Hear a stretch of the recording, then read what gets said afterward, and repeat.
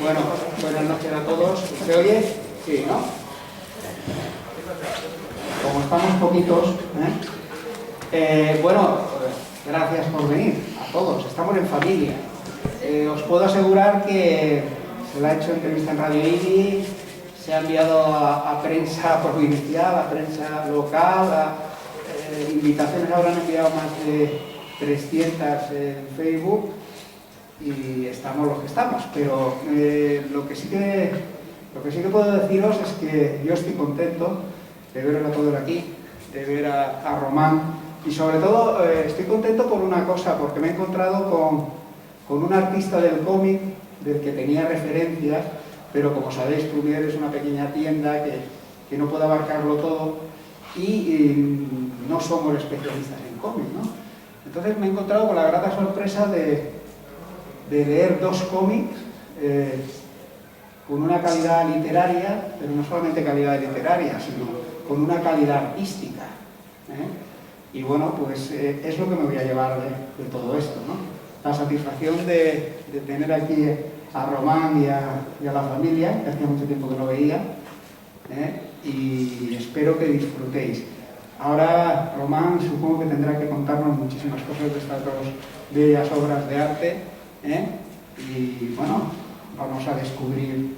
Los que no lo hayáis leído vais a prepararos para la lectura, y los que lo hemos leído vamos a descubrir de dónde vienen estas obras. Gracias. Bueno, ¿todo está encendido?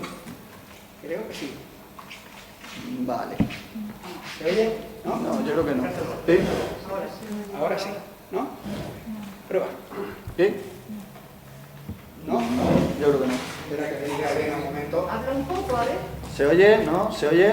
Hola. Vale. A ver, prueba este. Venga, va. Vale.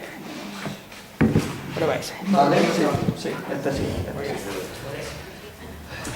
Bueno, pues nada, gracias a todo el mundo por venir. Lo que decía Luis es totalmente cierto, aquí estamos en familia. Yo creo que casi todo el mundo... Una es librera, por ahí de las buenas que había, y una amiga. O sea, somos más gente. Bueno, yo creo que aquí prácticamente casi todo el mundo me conoce y la verdad es que me hacía mucha ilusión presentar aquí, porque no sé por qué nunca se me ha ocurrido presentar en IBI, porque me he pasado la infancia viniendo aquí y bueno, mis padres lo pueden decir. Yo de crío siempre he dicho que quería acabar viviendo en IBI. Al final no ha sido así, pero bueno, aquí estamos. Voy a intentar ser lo más ameno posible, y más hablando de dos obras tan complejas en cierto sentido. Y bueno, voy a contaros un poco cómo ha sido, de qué va cada obra, y cómo ha sido un poco el proceso para llegar hasta donde estamos ahora. Voy a empezar por Memoria de una guitarra. Es en qué he canalizado mi obsesión, porque iba a decir amor, pero que al final es una obsesión por el mundo de la canción de autor, de la canción protesta durante el franquismo. Yo llegué a este tipo de música por pura casualidad. Mi madre, por ejemplo, siempre ha tenido discos de Sabina, de Serrat, de Ana Belén, pero nunca me habían interesado. Yo llegué a la canción protesta precisamente por la protesta. Yo era un adolescente que escuchaba punk, que escuchaba canción protesta, pero rockera, actual, digamos. Y un día, viendo Cuéntame, recuerdo que era un domingo, yo el día siguiente tenía instituto, estaba acostado en la cama viendo la tele. Y de repente aparece un personaje, un actor, caracterizado como un tal Lluís Llach, y con una peluca falsa y demás, y empieza a presentar la canción de l'Estaca, y a decir de qué iba y tal.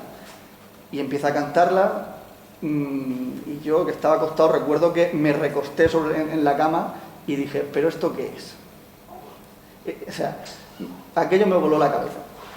Al día siguiente ya empecé a investigar y ahí empezó un aprendizaje, porque cuando tienes 14 años, vas al instituto y demás, pues encima vivía en un pueblo, en Jacarilla, y digamos que salvo mi madre, que más o menos me podía ir orientando un poco, no tenía a gente alrededor que me pudiera decir, pues mira, escucha Aute, escucha tal. Y entonces fui siendo una esponja, ¿no? Toda canción protesta de los 70 que entraba, que se me acercaba, la escuchaba, ¿no? Hasta que ya te vas haciendo tus preferencias, ¿no? El escuchar a Lluís Llach me hizo abrirme a otro tipo de sensibilidades, y gracias a eso empecé a escribir poesía. Yo empecé a escribir poesía antes de haber leído poesía, ¿vale? Yo no leía poesía, pero era mi vehículo, mi acercamiento a la poesía era ese tipo de canción, ¿no? Que se alejaba de la Polla Records o de Reincidentes, ¿no? Y yo empecé a interesarme por la poesía gracias a la canción de autor. Si a día de hoy he escrito los libros de poesía que he escrito, o incluso he hecho este cómic sobre Miguel Hernández, seguramente fue porque mi interés por la poesía llegó por ese lado. Entonces, quieras que no, está todo muy conectado de alguna forma. Claro, ha sido una adolescencia un poco difícil en ese sentido, porque claro, no tienes gente con la que hablar de, oye, pues mira, ¿has escuchado este disco de Pablo Guerrero? No, porque no sueles tener con quién hablar de ese tipo de cosas. Pero yo siempre he cultivado ese amor por la canción de autor, y bueno, eso ya se catapultó pues, un par de años después cuando descubrí a Paco Ibáñez, porque ya unía las dos cosas, la canción de autor y mi obsesión por la poesía. Y eso ya fue, bueno, lo que lo dinamitó todo. Pues eso ha seguido así, yo siempre he escuchado ese tipo de música, y hace unos años pues se me ocurrió, le lancé la caña a Paco Ibáñez para intentar hacer un cómic sobre su vida. Bueno, le escribía a Julia, su compañera, que es el contacto, y bueno, y eso al final no salió, y el proyecto se quedó en un cajón, hasta que unos años después dije, si precisamente esa puerta cerrada en realidad es una ventana abierta. Quiero decir que puedo seguir haciendo un cómic sobre cantautores, e incluso mejor, porque no tengo que adscribirme a una sola biografía, sino que puedo aprovechar para meter todo lo que quiera, ¿no? Podría ser un cajón desastre en ese sentido. Y bueno, estuve con esa idea varios años hasta que pude sacar tiempo para intentarlo, y al final me lo cogió Panini, y bueno, a ello nos pusimos, ¿no? En Memoria de una guitarra va de la historia de Pepe Suller, que es un cantautor ficticio, en el que intenté aunar pues muchas cosas, tanto vivencias de unos como de otros, como características físicas de unos y de otros. Por ejemplo, me dicen mucho que si es Paco Ibáñez, que si es Pablo Guerrero, que si es tal. Claro, tenía un problema. A la hora de hacer el diseño fue complicado, porque intenté hacer un dibujo realista y tal, pero claro, todos los cantautores de la época, desde Víctor Manuel, Aute, Pache Andión, Serrat, todos han pasado la etapa del pelo corto con patillas, la etapa del pelo largo con patillas, la etapa de la barba, la etapa de no sé qué, y era imposible que no se pareciera a ninguno de ellos. Al final hice un compendio de todo, y se me ocurrió ponerle nariz esta gorda que veis, así un poco como caricaturesca, ¿no? Y me pareció que así sí que cogía una cierta caracterización propia. Aún así, sí, es Paco Ibáñez, es Raymond, es Lluís Llach, pero también es Julia León, ¿no? O sea, tiene anécdotas de mucha gente, ¿no? Por ejemplo, hablando de Julia León, que es otra cantautora mítica, le tengo que agradecer que con ella me entrevisté por teléfono, tuvimos una larga charla al principio, porque me interesaba también meter la perspectiva de las cantautoras de aquella época. No sé, si trataban los mismos temas, si se enfrentaban a los mismos problemas, los mismos tipos de censura u otros distintos, o los mismos más otros. Y de esa larga conversación salieron cosas que se metieron en el guión y que creo que se nutrió muy bien, y que lo canalicé a través de otro personaje, que es una amiga de Pepe, que tenía dos funciones: el de representar a la mujer cantautora y el de representar a la nova cançó catalana, porque yo creo que no puedes hacer un cómic sobre la canción protesta antifranquista y obviar a la nova cançó, que fue quizá la que lideró ese movimiento. Pero bueno, el cómic hace un repaso por muchos hitos de la canción protesta, por momentos cumbre de nuestra historia reciente, y parte de un concierto de Pepe Suller, ya mayor, en el Olympia de París, como no, en que va haciendo, bueno, es un concierto especial que lleva a su nieto, que no sabe todavía que el abuelo es cantautor, y bueno, y aprovecha, sobre todo teniendo en cuenta que está su nieto ahí, para hacer un repaso de toda su vida. Entonces, a modo de flashback, vamos profundizando en toda la historia, ¿no?, de Pepe, de cómo tiene que huir, pasar a Francia porque a su padre lo persiguen para detenerlo, cómo allí entra en contacto con la intelectualidad parisina, con los refugiados españoles en París, con esos bares latinos donde se juntaba Paco Ibáñez, Violeta Parra o Atahualpa Yupanqui, gente de esa talla, y cómo empieza pues a labrar su carrera dando conciertos en universidades, como cuando vuelve a España, el ambiente universitario con las cargas policiales. Hay un poco de todo eso, ¿no? Por ejemplo, hay un momento en que también va a Chile, yo aquí flipándome, ¿no? Va a Chile a actuar en un meeting de Salvador Allende y toca con Víctor Jara. Es como... Bueno, era mi forma un poco de hacer un homenaje. Yo quería hacer un repaso a toda esa canción de autor que me había marcado siempre, y intentaba no dejarme a nadie, ¿no?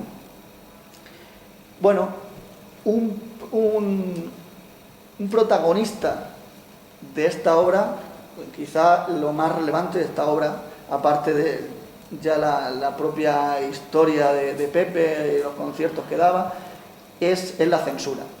Quizá la justificación de este cómic era hablar de la censura franquista, de los mecanismos de los censores, de cómo funcionaba, de cómo por qué mecanismos había que pasar para hacer un concierto, para grabar un disco. Todo eso he intentado también dejarlo bien explicado, y sobre todo cómo era el contexto, el contexto histórico del momento, ¿no? Pues ese miedo, ese tener cuidado. Por ejemplo, hay una escena que me la he inventado, que no la he sacado de ningún comentario, de ningún cantautor, pero que me parece de lo más plausible, me parece muy creíble. Yo lo hubiera hecho, yo si hubiera estado ahí lo hubiera hecho. Y es que está Pepe en su casa, en su piso, tocando, practicando, ensayando las canciones, pero en vez de cantar las letras, pronunciar las letras, simplemente sigue la melodía fonéticamente, con vocales, sin pronunciar las palabras realmente. Precisamente para que los vecinos no le oigan, los vecinos no escuchen las canciones, las letras y llamen a la secreta. Bueno, la brigada político-social sale todo ese engranaje, digamos. Por ejemplo, hay anécdotas de otros cantautores, por ejemplo, a la hora de grabar discos, de ser radiados,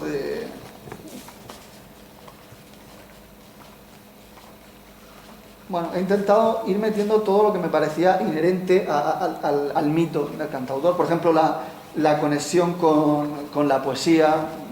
Yo que no siempre intento meter algún guiño a Miguel Hernández, pues aquí el personaje canta algún poema de Miguel.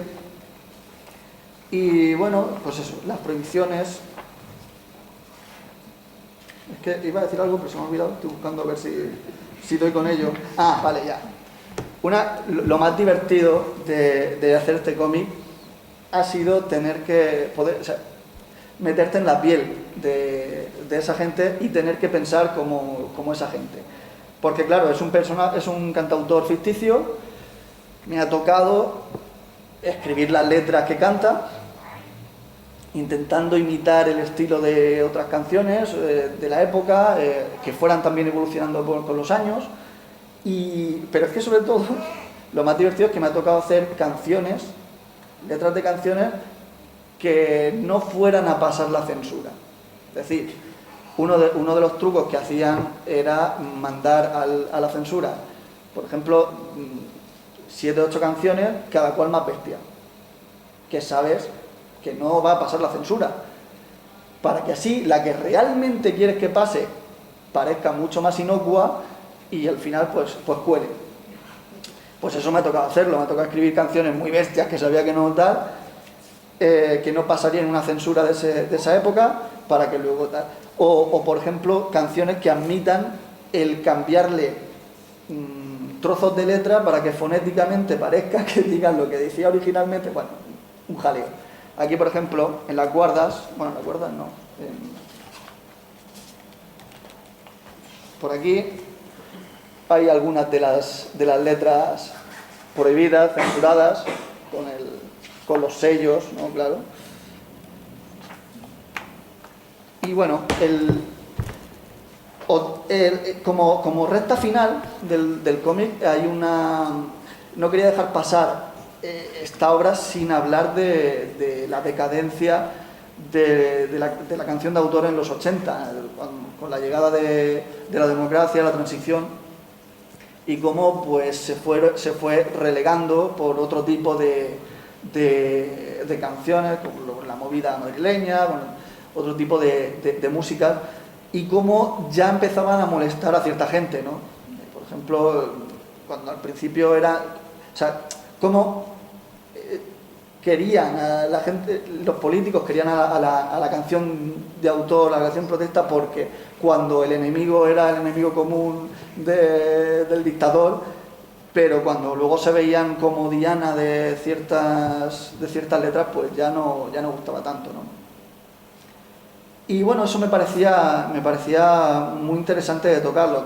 Lo toco muy de pasada porque ya es la parte final y sobre todo lo importante era lo demás, la censura y todo eso, pero no quería terminar sin que eso quedara, al menos esa pincelada. Pero sobre todo es un repaso también por nuestra historia reciente. Hay acontecimientos, aunque sea con pinceladas, que están por ahí. Está el 23F, está la transición, bueno. En fin, este es un cómic que he hecho con mucho amor y mucho cariño, porque es que me lo pasé muy bien, me divertí mucho y la verdad no pensaba que fuera a gustar. Yo siempre he pensado que la gente que nos gustan los cantautores somos 4 gatos y menos dentro del cómic. Pero al final me he dado cuenta de que hay mucha más gente de la que parecía, ¿no? Además lleva un prólogo de Fernando González Lucini, que es un histórico un estudioso de la canción de autor, quizá el que mayor sabe sobre canción de autor en España y Latinoamérica, y fue un lujo poder contar con él y con algunos consejos que me dio. Y bueno, pues aquí está, esto es lo que ha salido. Claro, salió en mitad de la pandemia, tenía que haber salido en marzo, luego se pospuso a mayo, luego se pospuso a junio y bueno, pues por eso lo estoy presentando hoy, porque realmente casi no he podido darle salida en todo este tiempo. Pero bueno, voy a pasar al de Miguel, porque este también tiene telas, pero de todas formas, si se os ocurren cosas que preguntarme, me podéis interrumpir y lo que queráis. Que no sea todo yo hablando todo el rato. Pero bueno, lo de Miguel surgió por serendipias de estas de la vida. En 2013 saqué esta obra, que se llama Miguel Hernández, La Fontana Eterna. Me lo sacó el Ayuntamiento de Orihuela, la Concejalía de Cultura, y no era una biografía. Con estas páginas, desde luego, no podía ser una biografía. Era un experimento. Mi intención era dejar constancia, la vigencia, en aquel momento todavía y hoy, de los versos de Miguel. Son historias autoconclusivas, son unos cuantos capítulos en los que en cada capítulo pues una persona anónima, inventada, claro, pues está pasando un momento difícil o cualquier historia y da con un poema de Miguel y se da cuenta de que ese poema escrito en 1936, por ejemplo, que habla de cualquier otra cosa, en realidad resuena muy bien con su momento actual. Y entonces a raíz de eso pasábamos a 2 o 3 páginas, 4, de la vida de Miguel en ese momento, en que escribió ese poema o en el momento en que al que hace referencia ese poema. Ya digo, fue un experimento, en realidad, porque yo en ese momento, era 2013, yo acababa prácticamente de empezar con el tema del cómic y yo no me hubiera atrevido. La vida de Miguel es una vida a la que yo le tengo mucho respeto y una biografía a la que le tengo mucho respeto, y no me habría atrevido en ese momento a meterme en algo tan bestia, con tanta responsabilidad. Porque, a ver, yo he vivido en Jacarilla toda mi vida, con Orihuela al lado.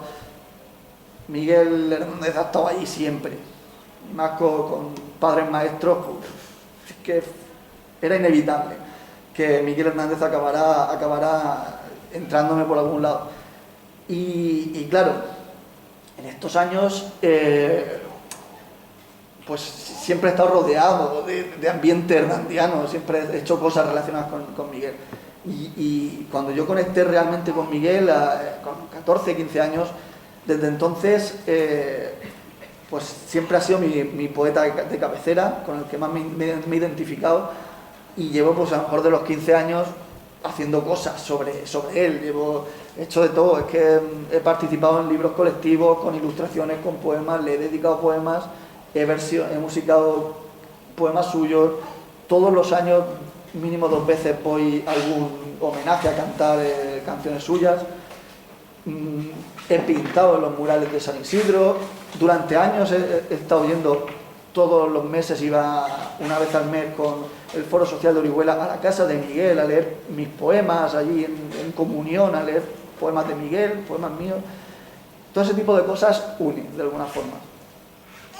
Y claro, es difícil encontrar poetas tan sinceros, tan honestos y tan de verdad como Miguel Hernández. Y claro, eso deja un pozo, eso se nota. Cuando tú lees a Miguel Hernández, notas que es él, que no es una impostura. Y bueno, siempre me he reflejado mucho en Miguel. Siempre siempre ha sido el ejemplo, uno de los ejemplos que he tenido en ese sentido.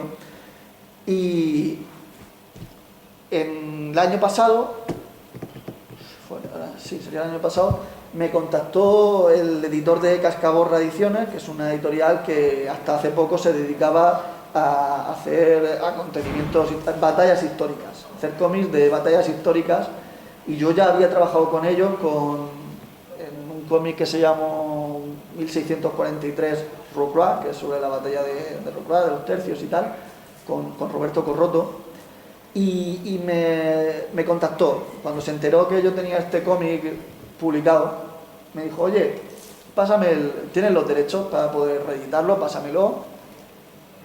Y yo este cómic, si esa propuesta hubiera venido 2 años antes, lo hubiera reeditado, y aquí estaría a lo mejor presentando la reedición de este cómic, porque ya yo llevaba años intentando reeditarlo. De hecho, yo no me quedé muy contento con la edición, y tenía claro que quería hacer una reedición, y además lo tenía por contrato que podía hacerla. Pero ninguna editorial se interesaba, entre otras cosas porque justo pocos meses después de que saliera salió uno con una editorial más importante, que luego reeditó otra más importante aún, con un prólogo de Serrat, y era como, ya está copado ese espacio. Ahora no vamos a sacar otro de Miguel Hernández ahora. Entonces, en ese momento, cuando el editor me contactó para reeditar esto, yo estaba haciendo memoria de una guitarra, que era un cómic en el que me había dejado la piel, y que iba a ser lo mejor que había hecho hasta el momento, y a lo mejor que hubiera hecho mucho tiempo. Y claro, no quería tener en circulación al mismo tiempo este cómic y que, aunque lo retocara, pues ha envejecido. Yo estaba empezando cuando hice este cómic, y entonces le dije, mira, aquello vino porque iban a inaugurar una nueva línea editorial sobre biografías en viñetas. La primera fue de Clara Campoamor, y la segunda ha sido esta. Y claro, yo le dije, vamos a ver, si no reeditamos esto, ¿tienes pensado hacer un cómic sobre Miguel Hernández? Y dice, sí, lo tengo en la lista, no lo tengo para allá, pero sí. Y yo, pues lo tengo que hacer yo. Lo tengo que hacer yo. Llevo desde los 15 años documentándome como quien quiere. O sea, de hecho, me he leído biografías, llevo leyéndome su obra años. O sea, lo tengo que hacer yo. ¿Para que lo haga otro y luego me cabré yo? Pues no.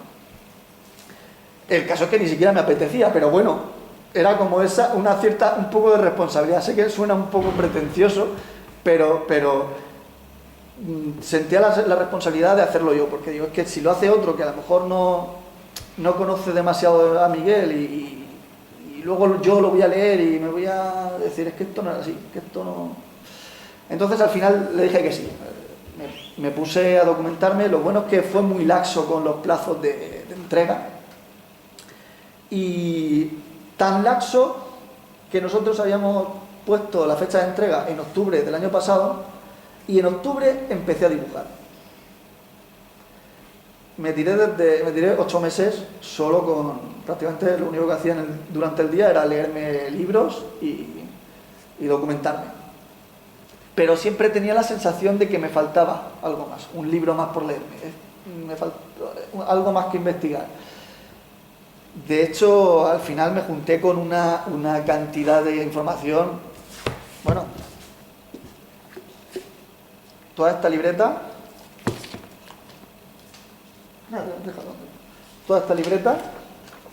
son notas. Todo esto son notas, hasta aquí. Claro, si en este cómic la bibliografía era esto, en este es esto. Pero claro, yo tenía que ser capaz de defender, al menos con una bibliografía decente, pues presentaciones como esta. Al final, digo, si es que voy a presentarlo en Orihuela, y allí seguramente le das a una pata a una piedra y salen 18 que saben más que tú. sobre Miguel Hernández. Entonces tenía que ir muy preparado sobre eso, con eso. ¿Qué pasa? Que son muchos años acercándote a Miguel de una forma o de otra y claro, todo, al final siempre creemos que conocemos a la gente, aunque es mentira, aunque no es así. Pero sí que nos hemos forjado, yo al menos yo tenía más o menos mi idea de cómo era Miguel, de cómo era su entorno, de cómo era Josefina. Y todo eso quería dejarlo muy claro, quería ser lo más fiel posible, al menos a la visión que yo tenía. Y para mí era muy importante crear un personaje tridimensional, un personaje real, un personaje que se saliera de los momentos épicos y bélicos y tal, y cuya relación, por ejemplo, con Josefina fuera más realista de la que se nos han vendido también en otras obras, o sea, yo estoy muy acostumbrado ya a ver a una Josefina representada, a una Josefina súper efusiva, súper cariñosa, cosa que nada más lejos de la realidad, era muy bueno, sí, era muy miedosa, siempre recelosa, miedosa mirando a ver que no te vieran hacer nada por la calle, con esa moral tan férrea, tan católica, o sea, iba siempre con pies de plomo, ¿no? Y no le gustaba destacar ni que hablaran de ella ni tal. Entonces, por ejemplo, a mí una de las cosas de las que quería huir era de toda la parte inicial. Es muy fácil que digamos Miguel Hernández y nos vengan, pues a lo mejor nos viene Orihuela, nos viene Cabras, nos viene Guerra Civil. Pero toda esa parte inicial que tanto se promulga, tanto se promueve y tanto se conoce, bueno, me parecía que ya se conocía lo suficiente, que no quería perderme en toda la etapa de Orihuela, toda la etapa de la llegada a Madrid, toda la etapa del Pastor de Cabras y todo eso, porque al final, aunque es decisivo en su porvenir, pero me parece también de lo menos interesante. Yo quería centrarme en el Miguel ya adulto, en el Miguel comprometido de la guerra y el Miguel que muere en la cárcel defendiendo sus ideales, ¿no? Además tenía la ventaja de que ya se habían hecho el cómic ese que he contado, ya se había publicado ese cómic, entonces también tenía que huir un poco de lo que ya se había hecho. Por ejemplo, aquel otro cómic, más de la mitad de la obra es Orihuela, es Cabras, es el ambiente eclesiástico de Orihuela, es la llegada a Madrid y la parte final se me antojaba muy escasa, ¿no? Cuando hay muchas anécdotas de la guerra, de las cárceles, y me parece la parte más desconocida en ese sentido. Entonces, yo he querido dejar al menos una pincelada de cada etapa crucial, básica, de Miguel Hernández, pero sobre todo he intentado hacerlo más humano a raíz de usar anécdotas cotidianas. Yo he querido trufar la obra entera de anécdotas cotidianas, que son las que realmente, aunque parezca que no dicen nada, en realidad dicen mucho, porque hablan de cómo era Miguel, del carácter de Miguel, de cómo se relacionaba con su entorno, con sus allegados, con Josefina, con su hijo. Hay una anécdota, por ejemplo, muy tonta que dices, ¿y por qué gastas páginas en esto? En la que Miguel y Josefina están en Orihuela, en un mercado, y Miguel, que siempre iba con esparteñas, se compra 2 pares y se las cuelga al cuello con un cordel, las lleva ahí colgando del cuello, ¿no? Y Josefina le dice que no vaya así por la calle, que está armando un espectáculo, que no, que le da vergüenza ir con él por la calle así, haciendo eso. Dice, pues si no te las quitas del cuello, yo me voy por otro lado. Y al final se van cada uno por un lado. Pues, ¿qué aporta eso a la trama? Pues a la trama a lo mejor nada. Pero de cara a entender los personajes y las relaciones entre ellos, me parecía crucial ese tipo de anécdotas.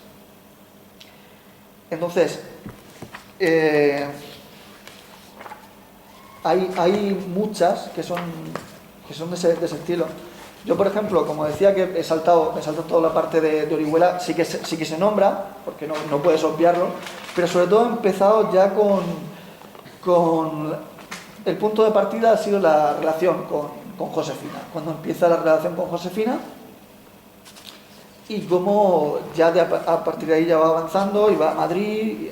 Por ejemplo, las misiones pedagógicas es algo de que se dice poco y me parece muy interesante, que ya solo la existencia de las misiones pedagógicas me parece interesante.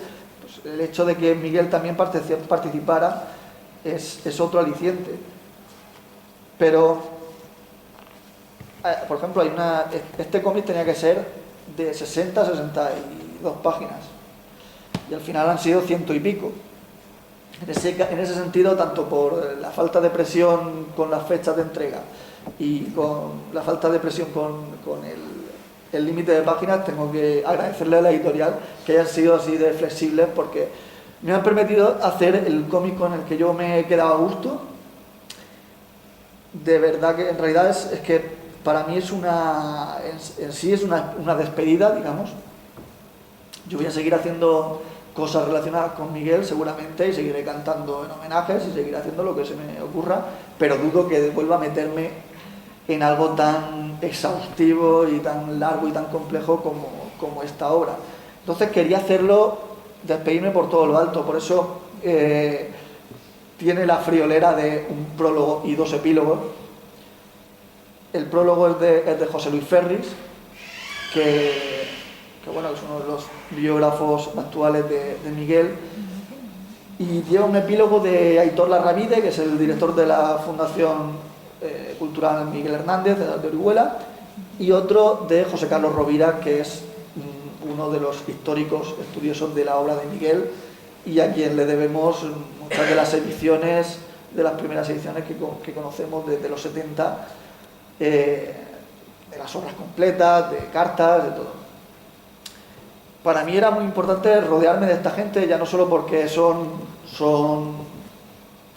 gente a la que no es difícil toserle en un tema así, sino porque al fin y al cabo son amigos que he ido haciendo durante todos estos años, a los que he ido consultando, que me han ido haciendo prólogos, que me han ido presentando en sitios, y me apetecía despedirme así, rodeado así, ¿no? Y por supuesto, claro, es un repaso sobre la historia reciente igual que el otro, ¿no?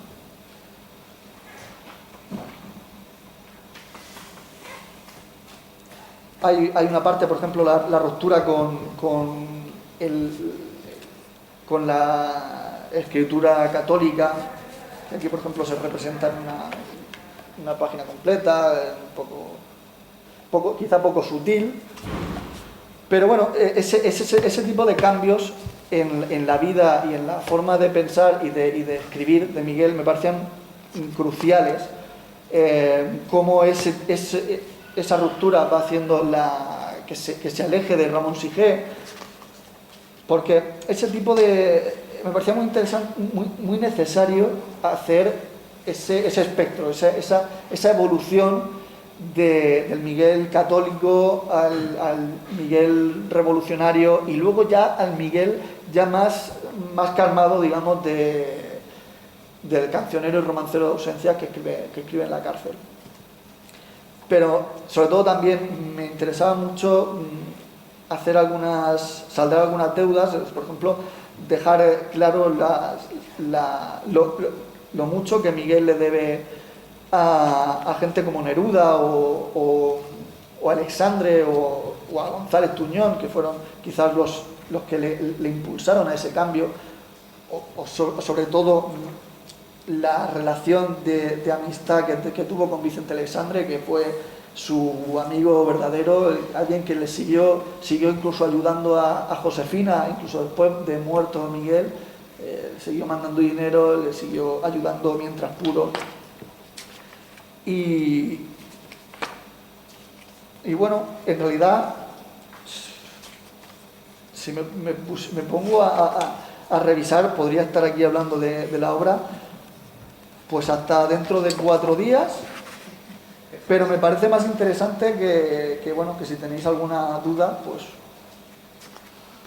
me lo digáis y lo hablamos, porque al final este tipo de presentaciones acaban así. Las 2 que he hecho antes con este cómic al final han acabado así, hablando de Miguel y hablando de casi bueno, como si fuera una tertulia, ¿no? Nada, si queréis animaros, preguntarle o... Sí, mira, explícanos cómo ves tú la relación de Orihuela, esta apoteósica relación que ha salido últimamente con Miguel Hernández, cuando en realidad Orihuela no le perdona a Miguel tantísimas cosas. No tiene nada que ver con el cómic, pues sí, pero bueno. Bueno, No, sí. Mira,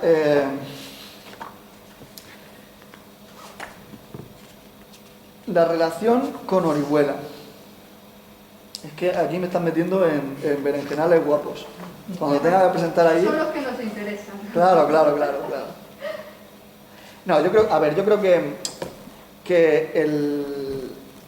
Orihuela creo que se ha ido intentando poner las pilas. Creo que Orihuela se ha ido dando cuenta de que ha abandonado a Miguel mucho tiempo. A mí, por ejemplo, durante el centenario me cabreaba, porque claro, en Orihuela durante el centenario, que me lo comí entero, hice cosas durante el centenario, gobernaba el PP. Y cada vez que salía la alcaldesa del PP llenándose la boca de Miguel Hernández, y Miguel Hernández, el autor del Rayo que no cesa, y el autor del Perito en Lunas, y el autor, o sea, siempre los libros previos al Miguel revolucionario, ¿no? El Miguel que habla de la amistad y del no sé qué, digo, sí, de la amistad y de la revolución también, y de la redistribución de la riqueza también. Pero de eso no lo nombran, ¿no? Claro, al final entendí que o sea, eso a mí durante tiempo me daba rabia, ¿no? Porque era como intentar obviar el Miguel que fue durante prácticamente toda su etapa adulta, porque todos sus últimos libros eran totalmente comprometidos, y él murió en la cárcel por defender sus ideales. Y claro, me daba mucha rabia que se llenaran la boca de eso y que obviaran toda esa parte, ¿no? Pero hasta que un día comprendí que en realidad era una cierta victoria, al menos lo entendí como una victoria, porque yo veía que esa gente no quería tener que estar hablando de Miguel Hernández, pero tenía que estar hablando de Miguel Hernández, porque estábamos en el centenario y estábamos en Orihuela, y ojo que no hables de Miguel Hernández. Y claro, cómo tenían que ir buscando los mecanismos para que ese Miguel Hernández casara con su ideario, con lo que ellos defendían, y me pareció incluso gracioso como verlos ahí buscar eufemismos y buscar caminos alternativos para ensalzar a Miguel Hernández, y por otro lado no ensalzar no recordar que Miguel Hernández fue un poeta comunista. Y dejar perder su legado. Sí, pero eso fue Elche. Elche y Orihuela. Bueno, Orihuela, claro. No lo dejó ir. Orihuela lo dejó o sea ir. que... Pero bueno, al final a mí me da igual dónde esté el legado. Sinceramente, a mí lo que me interesa es que el legado esté bien cuidado, y desde que está en Jaén pues se ha digitalizado todo, está accesible, o sea, eso, si en Jaén lo cuidan bien. ¿Qué? Si hubiera quedado en Orihuela estaría Claro. encerrado en casa. Claro, que para que se quede en Orihuela o se quede en Elche o se quede en cualquier sitio encerrado en cajas y que nadie pueda verlo, pues oye, es que no tiene sentido. O sea, si le van a dar más cariño en Jaén, que se vaya a Jaén. O sea, yo, ¿qué quieres que te diga? Si, Miguel Hernández nació en Orihuela, empezó en Orihuela, pero también hay que entender que toda su etapa, casi toda su producción literaria y su vida adulta la hizo en Madrid. Entonces, sus amigos estaban en Madrid, su entorno estaba en Madrid. O sea, que sí, de Orihuela, pero tampoco exclusivicemos, quiero decir. Era un poeta que se mueve por... Claro. Hay una anécdota, yo no sé si la conocéis, él en una de los actos que hacían en la Guerra Civil de conciertos, propaganda Sí, sí. y tal, en las villas de Benicàssim hicieron allí unos actos culturales y coincide con el poeta ibense Blai Beltrán, que está documentado y todo. Quiero decir que es lo que dices, al fin y al cabo es un poeta que es universal. Yo creo lo que él dice, lo que él está diciendo, que muy bien contempla en la biografía y tal, es que es un poeta que su vida adulta prácticamente la vive en Madrid y es donde más. Después, pues, bueno, pues, suele pasar que no solemos apreciar lo que tenemos, ¿no? Suele. Claro, si es que al final, si en tu pueblo no te quieren, pues vete donde te quieran, ¿no? Pero bueno, pero yo tengo que reconocer que en los últimos años yo creo que Orihuela está intentando al menos resarcirse de alguna forma, y sobre todo porque Orihuela tampoco son solo las instituciones, ojo, que eso es muy importante, que en Orihuela hay gente que pelea mucho por recordar la figura de Miguel y lo que fue realmente, y ahí está la fundación, y ahí está el Ateneo Viento del Pueblo, que siempre están haciendo homenajes, y que, vamos, la cultura de la estación de trenes está puesta por ellos, ¿no? Ese fue cosa del Ateneo, ¿no? Fue una... Sí, él no sé quién lo financió, pero sí lo propusieron. Fue una propuesta de ellos, o sea que vamos, que al final eso, que Orihuela no son solo las instituciones o el político de turno, que en Orihuela hay mucha gente. Ponen los murales de San Isidro, si no los habéis visto, eso es un museo al aire libre, han convertido un barrio que era marginal, de droga, de desidia, de tal, y eso lo han convertido, pero en un auténtico museo. Es una delicia pasearse por ahí. Todos son, bueno, ¿desde qué año? Desde los años 2010, creo que fue el primero, que se hicieron... 12. No, pero anteriormente, en 1900, ¿qué? En el 76 creo que fue. En el 76 se hizo una primera pintada de murales en todas las fachadas de aquel barrio, pero aquello se deterioró... A punta de pistola, porque...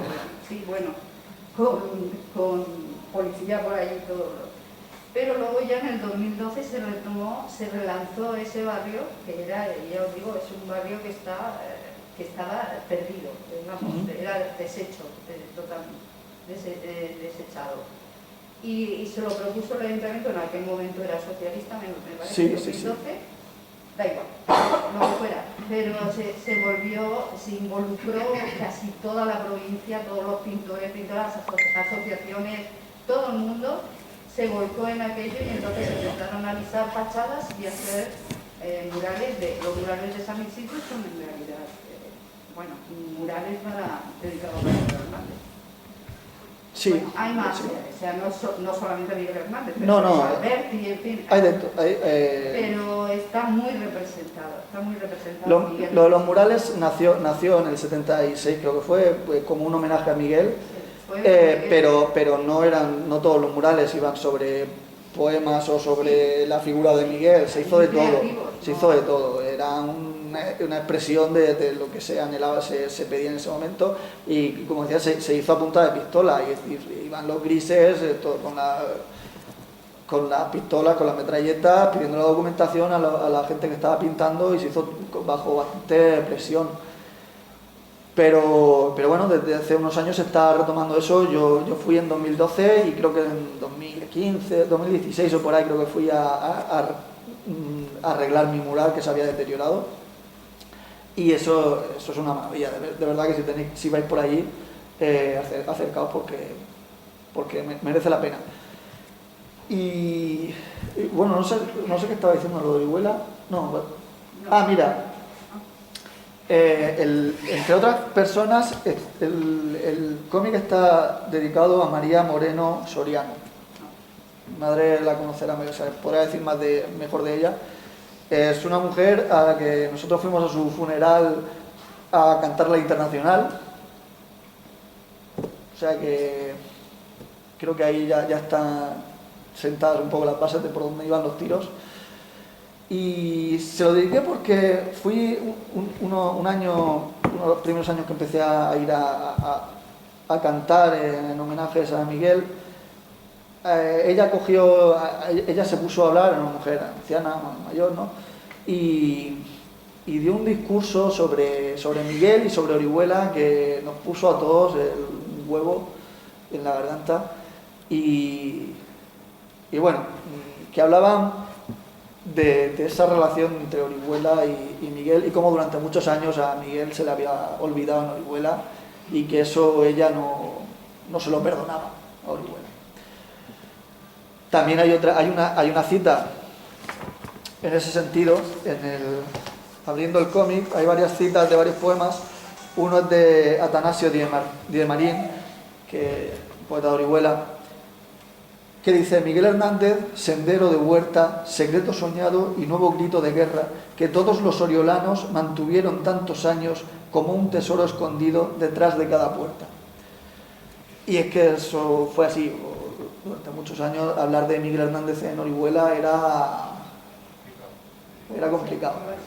De hecho, me han contado anécdotas.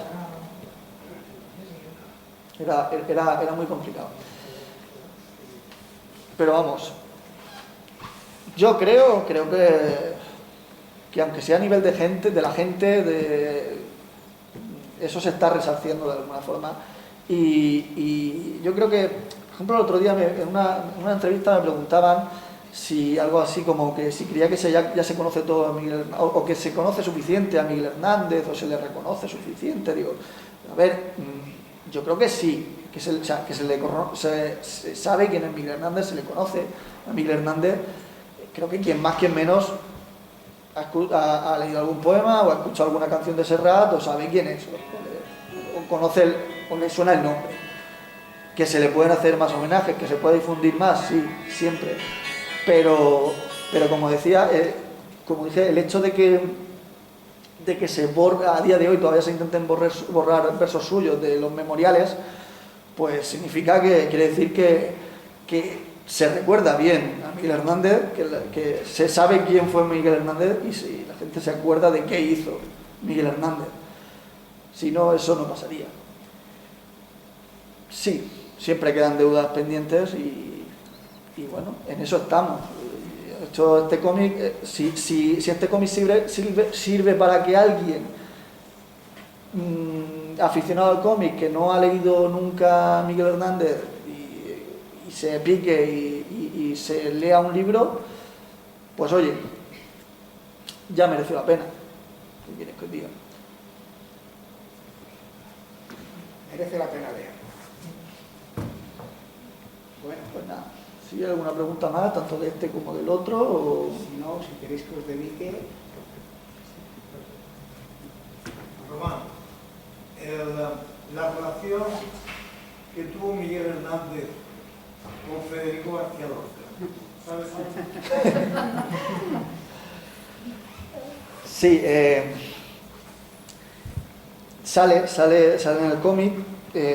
No recuerdo hasta qué punto está explicado, porque ya ha pasado tiempo y ya no sé muy bien qué puse y qué no puse, pero aquí se juntan varias cosas. Por un lado, el elitismo que tenía Lorca, y por otro, el boca chancla que era Miguel Hernández, que era un boca chancla. Para empezar, Miguel Hernández admiraba por encima de todo a Lorca. Cuando él conoce a Lorca en casa de Raimundo de los Ríos, en Murcia, él va a ver las pruebas de imprenta de su primer poemario. Ojo, y estamos hablando, Lorca ya era un autor totalmente consagrado. Y se encuentra allí tocando el piano a Lorca, ¿no? Claro, Lorca también era muy queda bien en ese sentido y claro, no le iba a afear nada al muchacho ahí, nada, ¿no? Pero al parecer en ese primer encuentro, pues Miguel estaba muy nervioso, como es normal cuando eres un jovenzuelo con tu primer libro y conoces a Federico García Lorca, pues lo mínimo que puedes estar es nervioso.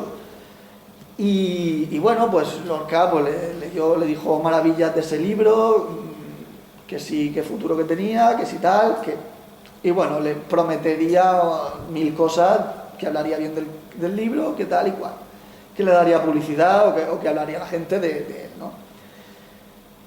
¿Qué pasa? Ya en ese primer encuentro, Miguel, por los nervios o porque no era, a veces no medía muy bien las confianzas, digamos, que tenía con la gente, pues suelta alguna que otra frase que a Miguel que a Lorca ya le echa para atrás.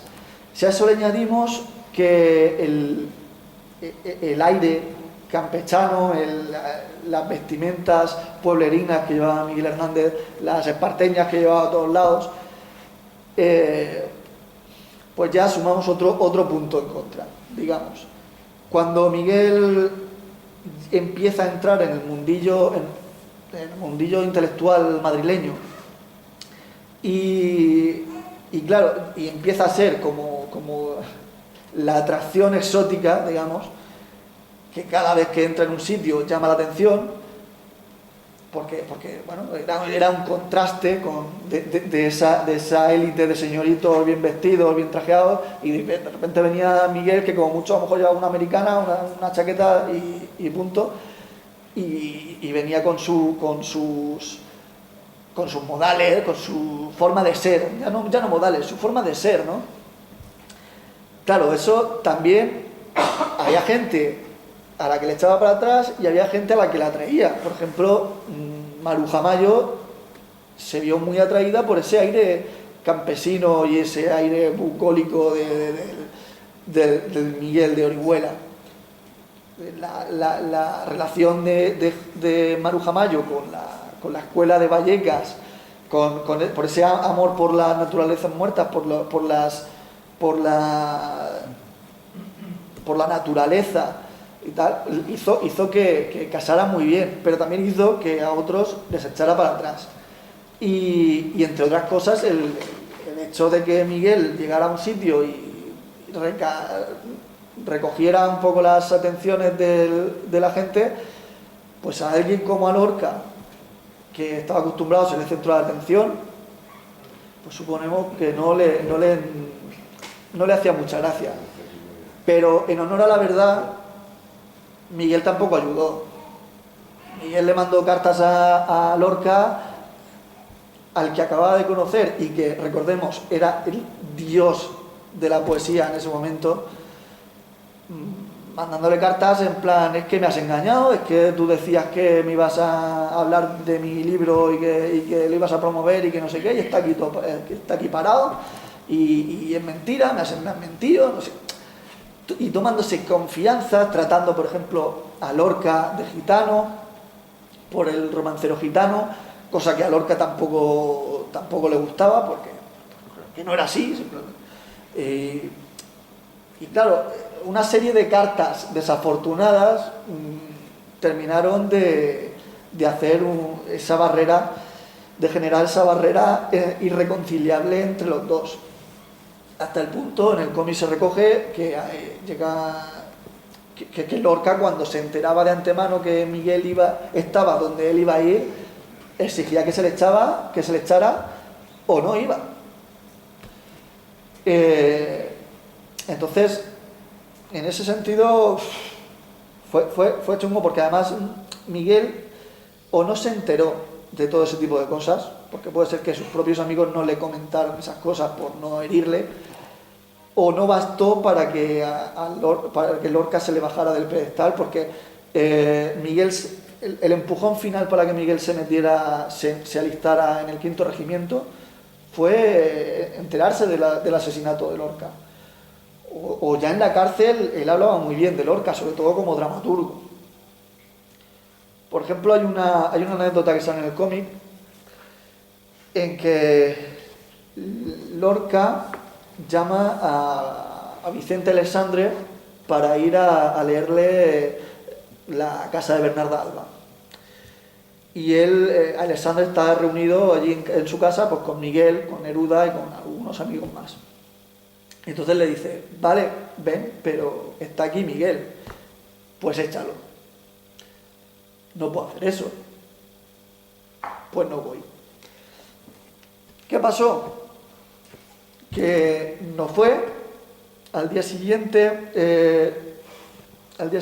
Alexandre se iba de Madrid y unos días después Lorca salía para Granada y no se volvieron a ver.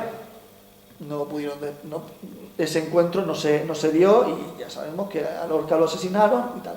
Pero es que lo más sangrante de todo eso es que esto no sale en el cómic porque ya tienes que cribar, tienes que sacar cosas. Lo más sangrante de todo eso es que Lorca no fue a esa reunión y no pudo volver a ver a Alexandre, pero sí que fue esa noche o al día siguiente, no recuerdo, a otra casa con más gente que había allí reunida, solo para encontrarse ahí a Miguel. Y es como, bueno, al final no pudo volver a ver a Alexandre y tal por huir de Miguel, y al final al día siguiente o esa misma noche se lo tuvo que comer igualmente con patatas. Y poco después, si no esa misma noche o al día siguiente, fue cuando Lorca ya salió para Granada y ya sabemos lo que pasó. Eso es una relación muy complicada, la de Lorca con Miguel Hernández, porque a pesar de todo Miguel siempre siguió admirándolo. Ya digo que no sabemos tampoco si a lo mejor Alexandre pues nunca le dijo, oye, que es que este no te puede ver, o Neruda no le dijo nunca, es que no, si tú estás, él no viene, es que no te traga. Claro, si no sabes eso, pues a lo mejor es más fácil que no se te caigan del pedestal, pero no sabemos si lo sabía o no. Más cositas.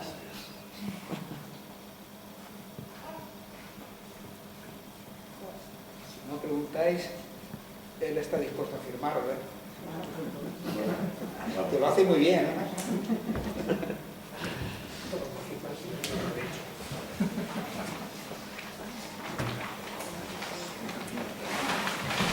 Esos dos son míos. Vale, estos dos son míos. No, si digo para que me lo firme. Vale. Es para que me lo firme. Vale. Empieza con él.